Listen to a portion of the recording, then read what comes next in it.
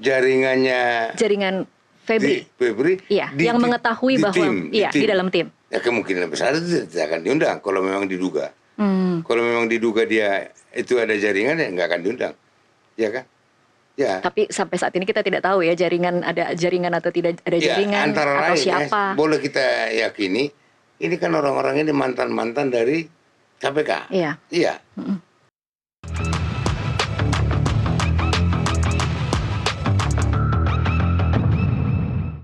Pemirsa, terima kasih Anda masih bersama Kasih Paham. Kita lanjutkan perbincangan pada malam hari ini. Pak Jasman, kalau menurut Anda dengan melihat rentetan atau garis waktu yang terjadi pada kasus ini, dimulai dari penggeledahan dulu, kemudian penetapan tersangka, menurut Anda tantangan untuk penyidik membuktikan korupsi, yang ini kan bukan tangkap tangan ya Pak ya, kalau tangkap tangan kan mungkin akan lebih mudah untuk penyidik menetapkan tersangka dan kemudian ada barang buktinya. Ini barang buktinya ada, tetapi seperti yang kita saksikan saat ini dari kuasa hukumnya sudah mengatakan bahwa itu beberapa bukan milik tersangka.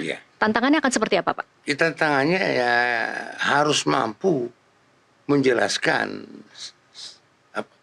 barang-barang bukti itu, informasi apa. Semua itu kan berasal dari informasi. Informasi ini diolah, terus kemudian diambil keputusan gitu loh. Setelah itu nanti maka berembuklah antar tim. Antar tim dulu. Tim 9 ini ya Pak ya? Ya, tim 9 itu kumpul. Terus habis itu mereka berkesimpulan sementara. Kemudian dibawa ke Kasubdit. Ya, apa mungkin langsung untuk mempersingkat, dia expose di hadapan Dirdik. Nah, ini nanti kalau jadi Pak Kuntadi, di hadapan Pak Kuntadi. Setelah di hadapan Pak Kuntadi, ada keputusan lagi, bawa lagi ke Jaksa Agung. Jaksa Agung juga harus tahu itu nanti, pasti tahu. Itu untuk membuktikan itu. Ini kalau Anda mengatakan bahwa ada jenjang-jenjang yang kemudian harus dilewati kasus ini, tetapi kan ini sebenarnya memang Jampitsusnya sudah ada PLT ya sekarang ya Pak ya, tetapi kan yang lain masih sama. Menurut Anda akan ada perasaan ewuh pakewuh kah di antara para penyidik ini ketika mereka harus menangani pejabatnya sendiri? Salah satu kebiasaan di kejaksaan, di forum expose tidak ada pangkat, tidak ada jabatan. Oh, bisa seperti itu ya Pak ya? Bukan bisa, memang tidak ada pangkat, tidak ada jabatan. Yang ada adalah pimpinannya, pimpinan expose, gitu, eksposan dan peserta dan pimpinannya. Kalau tidak ada pangkat, tidak ada jabatan tuh artinya dalam ekspos itu apa yang terjadi Pak? Boleh berpendapat berbeda. Misalnya si A mengatakan ini, menurut saya begini. Nanti disangka. Nah, itu ramai itu loh. Ekspos itu ramai. Bisa hanya untuk membahas satu topik, bisa sampai 2 jam gitu. Itu. Ini saya mohon maaf bertanya karena ini mungkin ada kecurigaan di publik ya Pak. Ketika kemudian jangan-jangan jaringan Jampitsus kalau memang dia tersangka dan melakukan korupsi itu masih ada di situ. Ketika ekspos jaringan Febri. Yang mengetahui bahwa di dalam tim. Ya kemungkinan besar itu tidak akan diundang kalau memang diduga.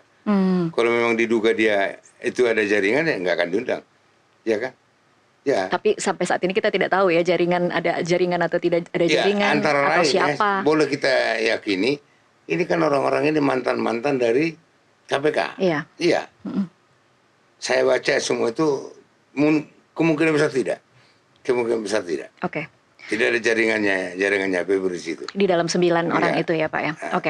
Dalam perkara yang melibatkan mantan pimpinan penegak hukum, ini nanti standar pembuktiannya Pak akan sama atau harus lebih tinggi daripada warga biasa? Karena ini penegak hukum. Seharusnya lebih tinggi, harus lebih ketat. Ya, harus. Ya. Memang. Itu yang harus disadari oleh aparat penegak hukum khusus dalam hal ini adalah jaksa. Harus menyadari itu. Dan kebetulan saya juga ngajar di Badilat. Dan kebetulan yang saya ajar itu adalah masalah tindak pidana korupsi. Dan saya sampaikan kepada mereka seperti itu. Jadi ketika mereka sedang menyidik, kemudian menyusun tuntutan, itu kira-kira akan... Belum menyidik dulu kan gitu. Enggak, itu formulnya kan tadi saya sudah katakan. Ada langkah, step yang harus dilalui.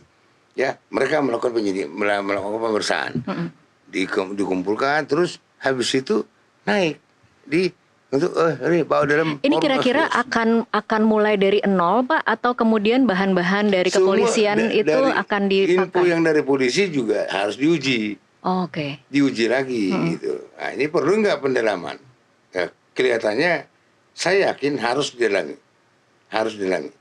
Oke, kalau dari pengalaman Pak Jasman menangani kasus sebesar ini, Pak, Iya, ini kan kasus yang kemudian dapat perhatian publik cukup iya. tinggi, dan kemudian kita lihat bagaimana pejabat-pejabat bereaksi dalam kasus ini. Kita tahu Presiden memanggil sejumlah pejabat untuk kasus ini. Kita lihat Komisi 3 kemudian menggelar konferensi pers, bahkan membentuk panja ya untuk ini. Akan seperti apa kerja penyidik di bawah tekanan seperti ini, Pak Jasman? Ya, Kalau dari pengalaman Pak Jasman ya? kalau saya nggak peduli. Ya salah satu contoh ya yang pernah saya sidik. Saya menyidik kasus DL Sitorus, penambahan hutan, yang saya jadikan perkara korupsi. Itu kepeduli saya pada waktu itu. Bahwa tahu apa semua orang Batak membuli saya gitu. Iya, nggak peduli. Tapi waktu itu konsentrasi saya adalah, saya bilang sama tersangka DL, karena DL ini mamanya buruh penjahitan. Saya bilang, Om Bro, gimana kita atur, kita selesaikan ini? Gimana cara menyelesaikannya? Bayar kerugian negara. Tadinya udah oke. Tapi pengacaranya pada waktu itu Amos Samsudin nggak mau bayar, ya, nggak, katanya ya udah lanjut. Nah, terus saya dibully tuh habis-habisin waktu Dibulinya melalui mana? Melalui apa, Pak? Ya orang-orang Batak semua kan. Orang-orang Batak ya. Ya. Dari atasan ada tekanan juga tidak, Pak? Kebetulan di kejaksaan itu saya terkenal orang keras. Jadi nggak ada yang berani tekan Pak Jasman. Nggak ada yang berani menekan saya. Oke. Saya ingin bicara soal kehadiran Komisi 3 di tengah kasus ini. Kita melihat perjalanannya sebenarnya kepolisian ingin menetapkan tersangka, kalau tidak salah Jumat malam, karena kita lihat ada tayangannya, ada barang buktinya, tetapi tidak ada yang bicara pada waktu itu. Kemudian keesokan harinya ada Komisi 3 yang menemani konferensi pers antara kepolisian menetapkan tersangka dan kemudian dialihkan kepada Kejagung. Menurut Anda lazim tidak ketika Komisi 3 di kasus berjalan yang sebenarnya belum P21 ini kemudian ada di tengah-tengah kasus ini? Di periode sekarang, DPR yang sekarang, saya kira memang aktif banget. Banyak perkara-perkara yang mengundang respon dari Komisi 3? Iya. Oke. Komisi 3 banyak mengundang. Kan itu kan ada istilahnya itu dengar pendapat gitu kan. Ada. Jadi ya nggak kaget. Seharusnya tidak perlu, harus membatasi diri. Komisi 3 ini ada nggak hal yang perlu sekali harus Komisi 3 turun itu, jadi jangan asal-asalan gitu kan. Nah, justru dengan turunnya Komisi 3 masyarakat menjadi ini kasus apa ini kan gitu kan. Jadi menimbulkan persepsi lain lagi ya. Menimbulkan persepsi lain gitu. Ya kan, itu yang jadi masalah. Harusnya bisa Komisi 3 untuk tidak supaya tidak menimbulkan kegaduhan gitu. Dengan adanya kayak gini kan jadi gaduh gitu. Oke. Soal penetapan tersangka yang tanpa pemeriksaan, Pak Jasman, kemudian soal penggeledahan yang tanpa pemberitahuan, kemudian soal status tersangka yang begitu dialihkan sempat disebut Kejagung sebagai berubah jadi saksi, tapi kemudian malamnya disebut lagi menjadi tersangka. Ini semua, Pak Jasman, kalau kemudian dijadikan bahan untuk gugatan pra-peradilan, kira-kira ini mudah menang tidak, Pak? Ya, saya nggak bisa ngomong. Yang pasti tidak lazim. Tapi ini celah tidak sih, Pak? Kemudian untuk tersangka bisa memperkarakan penetapan tersangka? Iya. Dia tersangka bisa mempra-peradilan. Ya, dan itu supaya lebih fair, iya harus. Itu nanti apa? Tapi tolong juga apapun putusan pra-peradilan itu harus dihormati. Gitu. Oke. Terakhir mungkin sebelum kita ke segmen 3 nanti Pak, publik itu melihat rentetan pertemuan simbolik antara para pemimpin-pemimpin institusi yang kemudian dipersepsikan, ini persepsi ya Pak Jasman, dipersepsikan publik seperti sedang ada intrik atau sedang ada perang antar perang bintang lah kalau di netizen bicaranya ya. Tapi kita kemudian melihat di hari Minggu itu, di hari Koperasi, ada foto bersama antara Jaksa Agung dengan Kapolri. Kemudian di hari Senin kita lihat Kapolri datang ke Kejaksaan Agung. Simbol-simbol seperti ini menurut Pak Jasman meredakan persepsi negatif publik atau justru memancing persepsi lain? Jadi ya bisa saja itu simbol-simbol menunjukkan bahwa tidak ada masalah. Tapi sebaliknya juga bisa juga kamuflase. Kalau Bapak melihatnya kamuflase atau? Bisa saja ada orang masyarakat yang menganggap kamuflase itu, bisa saja. Tapi kalau pengalaman Pak Jasman sendiri di Kejagung, hubungan dengan kepolisian itu seperti apa sih Pak? Oh, baik. Baik. Ya, koordinasinya bagus. Baru kali ini yang saya lihat ini kayaknya harus seperti tadi yang saya katakan menimbulkan kegaduhan gitu. Sehingga cukup sebenarnya antara berdua Kapolri dengan Jaksa Agung, selesai. Dan waktu saya direktur penyidikan dan pengalaman juga di daerah waktu jadi Kajati, dan cukup Kajati dengan Kapolda, cukup. Saya 2 kali Kajati, kami rutin dengan Kapolda bertemu. Itu yang harus dibangun gitu. Okay. Itu yang harus dibangun. Jadi di situ juga satu lagi yang saya harapkan, jangan ada yang merasa lebih hebat. Ini kuncinya di situ.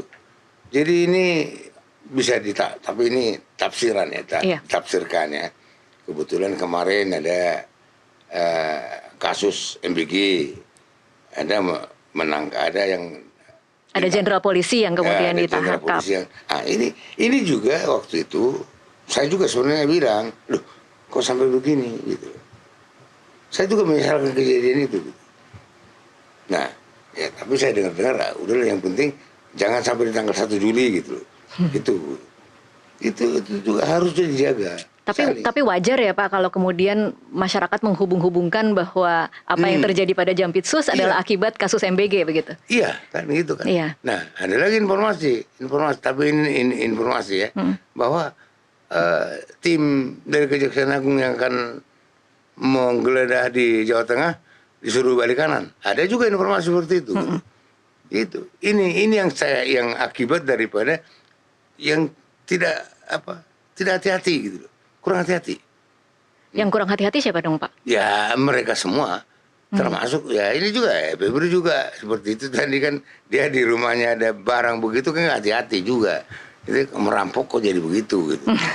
Oke. Kalaupun merampok gitu. Tapi kalau Pak Jasman tadi mengatakan harusnya ini bisa diselesaikan antara 2 kepala institusi itu. Selesai. Tapi definisi selesai itu seperti apa Pak? Karena jangan sampai kemudian publik melihat selesai akhirnya MBG-nya tidak diusut, kemudian kasus korupsi Jampitsusnya juga tidak diusut. Sama aja. Di kejaksaan mau di kepolisian yang mereka kedepankan adalah keadilan berdasarkan hati nurani rakyat.